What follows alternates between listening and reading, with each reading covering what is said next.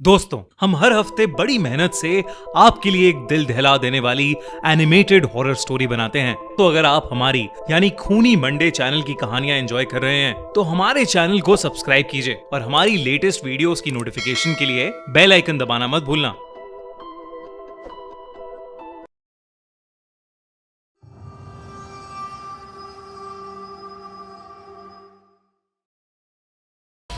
अलमीरा, N एशिएंट secret. Rohan जो 30 साल का था, पेशे से एक इंटीरियर डिजाइनर था और कुछ ही हफ्ते पहले नौकरी के कारण मुंबई शिफ्ट हुआ था। अपनी नई जॉब की पहली सैलरी मिलने के बाद उसने अपने घर को सजाने का सोचा।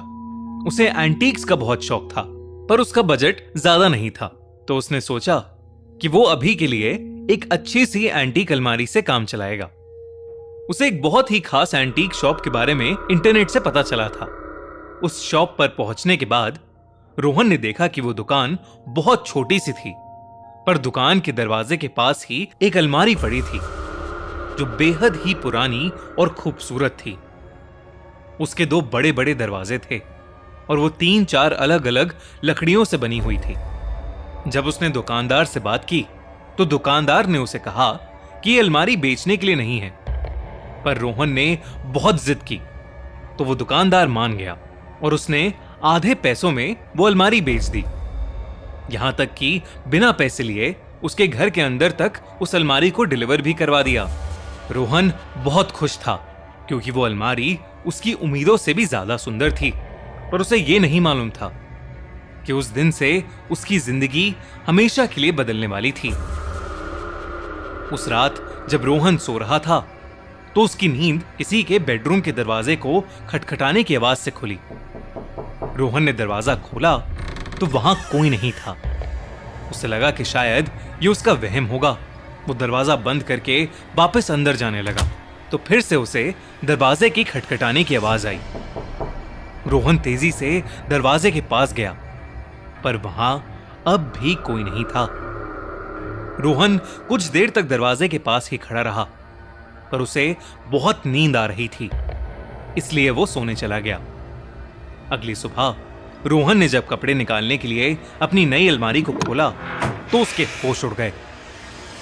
रोहन ने देखा कि उस अलमारी के एक खाने के अंदर बस छोटी छोटी हड्डियां थीं। रोहन को कुछ समझ नहीं आया। तभी उसे एक बिल्ली की आवाज आई और उसने देखा कि उसके कमरे में एक बिल्ली घूम रही थी। रोहन ने उन हड्डियों को वहां होना उस बिल्ली की शरारत समझा। रोहन ने उन हड्डियों को वहां से हटाया, उस अलमारी को साफ किया और उन हड्डियों को घर से बाहर फेंक कर अपने काम के लिए निकल गया। शाम को जब वो घर वापस आया तो उसने देखा कि घर के दरवाजे का लॉक पहले से ही खुला हुआ था। वो जल्दी से घर के अंदर घुसा, पर उसका घर बिल्कुल वैसा ही था जैसा वो छोड़कर गया था। उसने सब कुछ चेक किया और उसका सभी सामान भी सही सलामत था। उसने सोसाइटी के चौकीदार से पूछा, पर चौकीदार ने किसी को भी ऊपर जाते नहीं देखा था। उसे यह बात बहुत अजीब लगी क्योंकि उसे अच्छी तरह याद था कि वो दरवाजा लॉक करके गया था, पर अगर कोई उसके घर में घुसा होता तो वो सामने वाले चौकीदार को दिख ही जाता और उसके जरिए रोहन को भी पता चल जाता। रोहन को फिर लगा कि शायद उसी की गलती से दरवाजा खुला रह गया होगा। खैर, उस रात थकान के मारे वो बिस्तर पर लेटते ही सो गया। उसकी नींद एक तेज खटखट से खुली, ठीक कल रात जैसे ही खटखट। दोस्तों, हमने अपना नया YouTube चैनल लॉन्च कर दिया है जिसका नाम है the crime show by Khooni Monday, जहां हम लाएंगे आपके लिए दिल दहला देने वाली क्राइम स्टोरीज। पहली वीडियो बुराड़ी की मिस्टीरियस डेथ्स पर है, जहां एक सुबह दिल्ली के एक घर में 11 लोगों की एक फैमिली के सारे मेंबर्स की हो जाती है डेथ। है ना शॉकिंग? तो जल्दी से हमारे नए channel the crime show by Khooni Monday को सब्सक्राइब करो और हमारी पहली वीडियो को एंजॉय करो। लिंक डिस्क्रिप्शन और पिन कमेंट में। लेकिन इस बार रोहन को एहसास हुआ कि वो आवाज उसके बेडरूम के दरवाजे से नहीं बल्कि उसकी अलमारी से आ रही थी। रोहन ने जैसे ही उस अलमारी का दरवाजा खोला उसने देखा कि अंदर फिर से वही छोटी हड्डियां पड़ी थीं। रोहन बहुत कंफ्यूज्ड हो गया वो कमरे में देखने लगा कि कहीं वो बिल्ली वापस तो नहीं आ गई। इतने में उस अलमारी के अंदर से एक छोटे बच्चे के रोने की आवाज आई। उसने अलमारी के आधे बंद दरवाजे से देखा कि अलमारी के नीचे वाले खाने में एक छोटा बच्चा बैठा रो रहा था। उस बच्चे का पूरा शरीर सफेद पड़ा था और आंखें कोयले की तरह काली थीं। रोहन उस बच्चे को देखकर सुन्न पड़ गया था। इससे पहले रोहन कुछ कर पाता, उस बच्चे का हाथ एकदम से अलमारी के बाहर निकला और उन हाथों ने रोहन को पकड़ लिया। तड़पते हुए रोहन ने फौरन उस अलमारी के दरवाजे को बंद किया और अपने घर से बाहर भागा और अपने एक दोस्त के घर रात बिताने चला गया। अगली सुबह वो ऑफिस के बजाय सीधा उस एंटीक शॉप पर गया।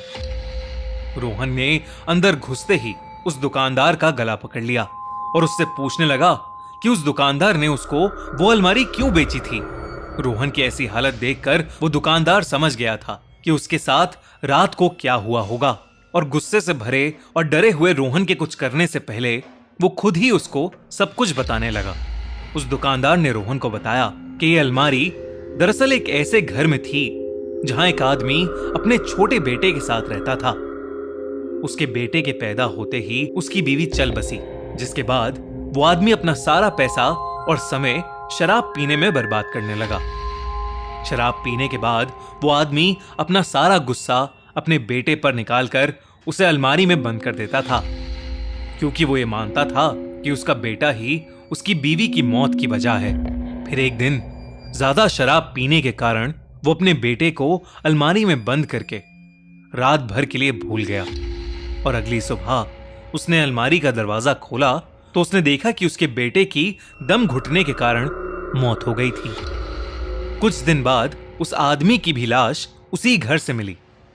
पुलिस ने उसकी मौत को सुसाइड कहकर केस क्लोज कर दिया और सरकारी ऑक्शन में घर का सारा सामान नीलाम कर दिया।